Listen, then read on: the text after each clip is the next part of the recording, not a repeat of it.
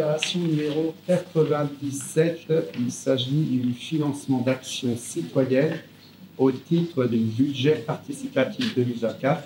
Alors là, on est vraiment dans une vraie nouveauté et je passe tout de suite la parole à Jacques Garot. Bien, merci Freddy, parce que je suis très heureux effectivement de rapporter cette délibération qui est relative à notre premier budget participatif à Boueil. C'est l'introduction d'un engagement de programme que nous avions fait en 2020 et c'était l'engagement 114 de mettre en place, d'accorder chaque année un budget participatif. Alors quel est l'objectif? Eh bien, c'est de permettre de renouveler le lien de nos concitoyens à la démocratie locale, de ne pas être simple consommateur de services, mais aussi d'être force de proposition et de réalisation d'actions, bien sûr, d'intérêt général. Donc, on replace le citoyen au cœur des politiques publiques. On veut développer cette culture de la participation à Boueil. On verra également qu'en 2025, on travaille en ce moment avec la commission citoyenne bosséenne qui avait, vous savez, été tirée au sort ici, à réaliser une première journée dite citoyenne de mobilisation autour de différents ateliers, mais ça, ce sera pour 2025. Et on veut donner du sens à cette notion de démocratie locale, directe, en permettant aux citoyens de s'impliquer. On avait affecté 20 000 euros dans le budget 2024. Vous allez voir que l'enveloppe est loin d'être totalement consommée, ce qui est très bien. Donc, il y avait des modalités et un calendrier pour déposer leurs projets. Nos concitoyens avaient jusqu'au 30 septembre 2024 pour déposer leurs projets. En juillet, début juillet, la commission citoyenne bosséenne a défini un règlement intérieur pour attribuer ce budget participatif avec le calendrier et les critères de dépôt de projet. Nous avons reçu 5 projets, ce qui est plutôt pour une première fois dans les retours qu'on a pu avoir sur des communes de même taille est déjà significatif. Donc ça montre l'intérêt de la démarche auprès de nos concitoyens. Des projets qui ont été déposés de 1 à 10 personnes. On va se regrouper à plusieurs, donc ça a été le cas. 3 personnes se sont groupées et ont proposé l'installation de tables de pique-nique dans le parc des droits de l'homme, ici à côté de la mairie. Une personne a proposé l'achat de matières premières pour la fabrication de kits de piégeage des frelons asiatiques. 2 personnes ont proposé l'achat d'un broyeur pour créer du paillage à partir de déchets ligneux pour une ASL, une association syndicale de lotissement, c'est celle de la Sénégerie. Une dizaine de personnes s'est regroupée pour proposer un verger collectif au sein du parc de la Mévolière.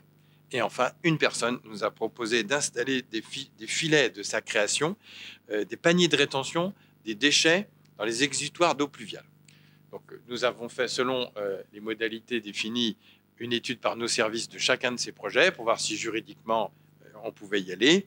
Il s'avère que le dernier projet que je viens de citer, l'installation de filets et de paniers de rétention, comme c'est installé sur du réseau d'eau pluviale, ce sont des installations métropolitaine et on n'a pas cette compétence. Donc là, on serait en dehors de notre champ de compétences, ce qui poserait des problèmes en cas d'obstruction.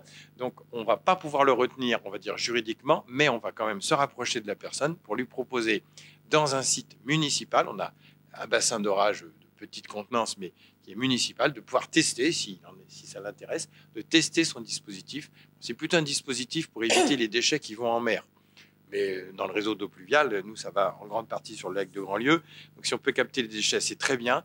Mais là, on va plutôt le mettre en rapport avec la métropole et un test chez nous, plutôt que de financer l'ensemble de son projet. Pour les 4 autres projets, la commission citoyenne réunie le 5 novembre dernier les a retenus et nous a proposé des montants que nous avons représentés en commission il y a peu de la semaine dernière. Donc, ça représenterait 4 000 euros pour l'installation de 2 tables de pique-nique avec leur socle dans le parc des droits de l'homme, en plastique recyclable. 400 euros pour l'achat de matières premières pour fabriquer 40 kits de pièges à frelons asiatiques. Et 4 500 euros pour l'ensemble de la démarche visant à créer un verger collectif à la Mévelière. Ça représente aujourd'hui 8 900 euros qui seraient pris sur notre budget 2024. Il n'y a pas d'ajout au budget, on a déjà une enveloppe de 20 000. Donc, dans les 20 000 euros, on peut bien sûr trouver 8 900 euros. Reste la question de l'achat du broyeur par une ASL. nous avons vu que Nantes Métropole accordait déjà une subvention de 1 250 €. Donc nous viendrons, la proposition, c'est d'abonder à la même somme, mais à la condition qu'il y ait une convention qui soit établie avec l'association syndicale, parce qu'on ne souhaite pas que ce matériel acheté avec de l'argent public soit détourné au profit d'un seul. Il faut vraiment que ce soit à l'usage de l'association syndicale. Donc comme le projet avait été porté simplement par 2 personnes, on veut rencontrer à nouveau l'association syndicale vraiment, établir cette convention et proposer un prochain conseil. Cette fois, ce serait une forme de subvention et non plus du budget de la ville. Ce serait une subvention accordée pour 1 250 €. Mais nous en reparlerons le cas échéant. Voilà les différents éléments. Merci. Je tiens à saluer aussi le travail de la commission citoyenne vosséenne qui a passé un temps à analyser l'ensemble de ces dossiers ainsi que nos services pour pouvoir présenter cette délibération à l'approbation du conseil municipal. Avez-vous des questions sur ces projets? Oui, monsieur Beaujou. Juste une petite question. Donc, le budget global est de 20 000. Là, on est à 8 900. Donc, il y a un reliquat c'est formidable. Hein, il y a 11 500. Qu'est-ce qu'on en fait? Est-ce qu'on le remet sur l'année prochaine? Est-ce qu'on le donne à Madame Guitonneau pour les finances de la ville? Voilà. Je fais la même réponse que vous ferez, Audrey, je pense. Et la même question a été posée par les membres de la commission. Ils savent compter. Ils ont vu que 8 900, même si on y rajoute en subvention 1 250, on va dépasser les 10 000, mais on est à la moitié de l'enveloppe. C'est une enveloppe, elle ne sera pas consommée, donc elle va tomber dans les excédents de l'année. Et on n'est pas obligé du tout de rajouter ça l'année prochaine. Si avec 10 000 € on arrive à financer 5 projets, peut-être que puis l'année prochaine, je vous parlais de la journée citoyenne, le budget n'est pas encore monté, mais a priori, il n'y a pas forcément besoin d'abonder toujours. C'est pas un puits sans fond. Donc, si on s'en sort avec 10 000 €, c'est très bien. L'argent public n'est jamais perdu. Il servira dans les excédents de l'année, donc on le retrouvera dans le budget de l'année prochaine. Mais ça ne veut pas dire qu'on augmentera pour autant le budget de la participation citoyenne, des budgets participatifs l'année prochaine. Est-ce que j'ai bien répondu, Audrey? Voilà. Oui, une autre question peut-être? Oui.